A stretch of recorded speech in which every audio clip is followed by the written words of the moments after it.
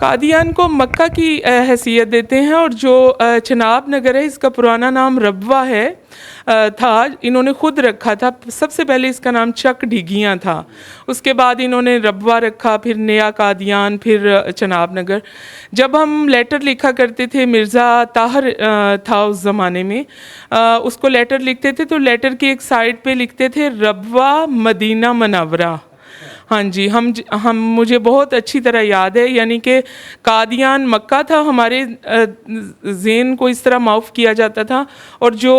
اس وقت کا نام تھا ربوہ، ساتھ ہم لکھتے تھے مدینہ منورہ، لیٹر پہ ہم خود لکھا کرتے تھے۔ تو ادھر جانے کے بعد جس عقیدت سے میں گئی تھی، یا میری والدہ یا پورا ایک گروپ گیا تھا، اور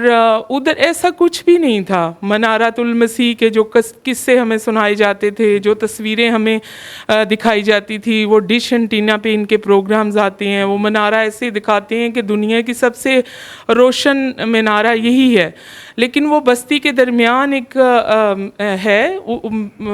اس کی کوئی بھی ایسے الگ سے حیثیت یا ویلیو نہیں ہے۔ لمبی لمبی لائنیں لگا لیتے ہیں، منارۃ المسیح جو بنایا ہوا ہے اس کو ہاتھ لگانے کے لیے، اس کے گرد گھومنے کے لیے، اس کے اندر باریک سی سیڑھیاں ہیں، بس 2 بندے اوپر جاتے ہیں۔ اتنی مطلب پریشانی سے اوپر جانا، پھر چومنا، پھر دوپٹہ اپنا اس کو پہننا منارۃ المسیح کو، کہ اب یہ تو دوپٹہ مس ہو گیا نا، بڑی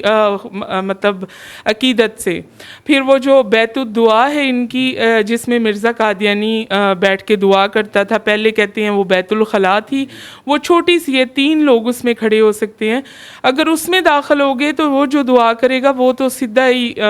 بلا حساب ہی وہ جائے گا جنت میں۔ تو اس کے لیے لائنیں اتنی لمبی لمبی لگتی تھیں، تو جو بزرگ لوگ تھے میں ان کو دیکھتی تھی کہ اتنی مشکل سے لائنوں میں لگے ہیں۔ ایک تو یہ دھکے کھا کھا کے قادیان پہنچے ہیں، ٹرینوں پہ چڑھے ہیں، پھر بسوں پہ چڑھے ہیں، پھر اترے ہیں، اب یہ لائنوں میں، اور میں سردیوں کے دن تھے، اتنی زیادہ ٹھنڈ، دسمبر میں ہوتا ہے یہ میلہ ان کا نا، یہ جو کہتے ہیں جلسہ، ہاں جی، تو وہ بالکل ایسے ہی ہے لکی رانی سرکس کی طرح، کبھی ادھر کو چلے جاؤ، کبھی ادھر کو۔ تو پھر مرزا قادیانی کی قبر پہ روزانہ جانا، پھر مرزا قادیانی جہاں پہ چہل قدمی کرتا تھا اپنی بیویوں کے اور وہ جو عورتوں کے جھرمٹ میں،